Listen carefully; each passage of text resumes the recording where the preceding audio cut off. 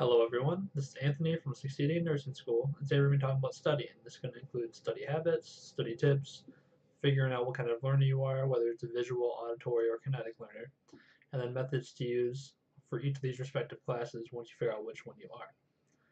So to start, for studying tips, generally with any kind of credit course in college, they give you an allotted time frame for how many hours you should spend studying relative to the credit amount.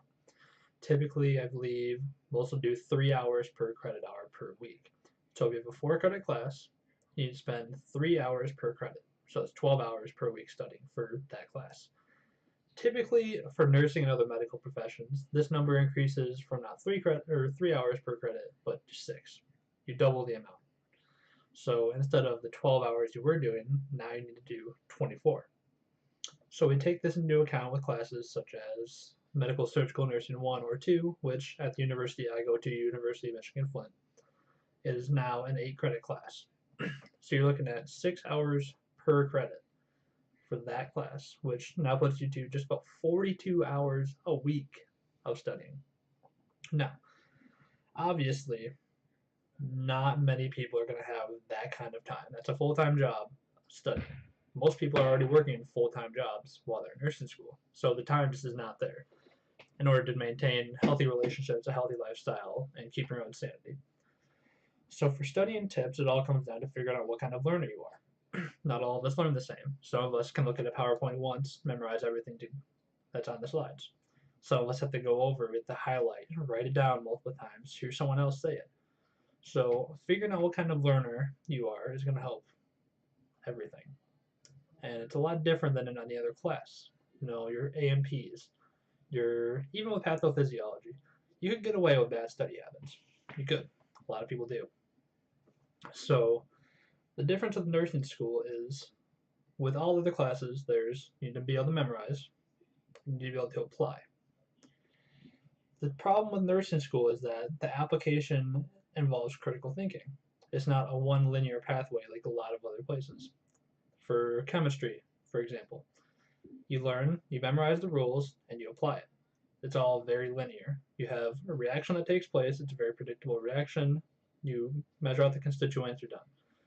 With nursing, it's multifaceted. There's numerous things you must consider: ethics, patient condition, contraindications to the patient, what medication you're using, what other options are there, what are the side effects, what are the patient's vital signs, etc., etc.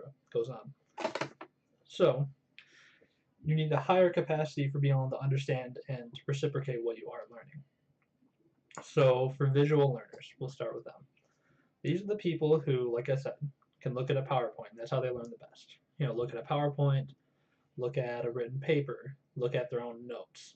These are the people who they can hear it a million times, but they're not going to learn it unless they can physically read it themselves. So for these people, generally what I recommend is 2 things. Make notes out of your notes. So when you take notes originally in class, write down your notes like you normally would, and star things that are deemed important. So anytime a teacher says it more than once, obviously, or they say this is a test topic, or it's just an area that has a lot of coverage on it, so you know it's a very important area. Then later on, not that same day, give it about, I would say, 3 to 4 days. Go back to those notes and take notes on the keynotes. So you're going to read through everything, and then all those stars, highlights, exclamation points, bolded, however you're going to do it originally, you're going to write those down on a separate note sheet. It's going to help you retain because you're going to be reading it 3 times through at that point. Once initially, once when you're taking the notes, once when you're reading back over the notes and writing them down again. Another thing, the second part, is make graphs. And graphs, pyramids, charts are all very underrated in nursing school, in my opinion. This is the main method that I use for a lot of students that I help in my tutoring, and it's just a very good way of placing something tangible in front of you that you can see. So, say you have something like heart failure. Put heart failure here, then go down left and right. Left and right, how do they present? How are left and right caused? Make a graph, make a pyramid. It can be anything: sepsis, heart failure, medications, acute respiratory failure. stroke, MI. There's a lot of things you can do that for. Going through symptoms, treatment methods, diagnostic measures, stuff like that, causes. So it's a very useful technique that a lot of people just don't seem to utilize, even though a lot of our books generally have them in the figure captions. They'll have these big, beautiful diagrams that we all just kind of look past because at first they're very intimidating to look at. But in reality, for some people, those are going to be the best way they can possibly learn. Because not only are they writing it down and seeing it themselves, but it gives them a physical representation for them to look at. So for our next group, they're the opposite. These are auditory learners. They can read something as much as they want, but if they don't hear it themselves, they're not going to learn it. I am very much in this category. I would say more so than any other of the three groups, I am an auditory learner.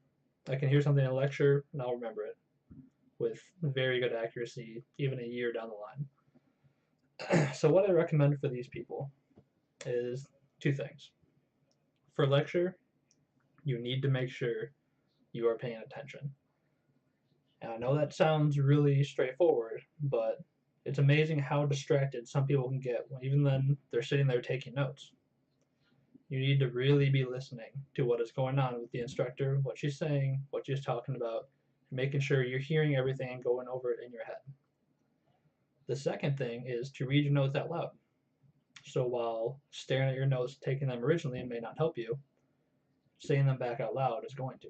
It's impounding that voice that is telling you everything. So multiple ways you can do this. You can just straight up read out of a notebook. Another way to do it is to record yourself. Read over your notes, play it back. Or vice versa. You could have someone read over their notes and listen to that.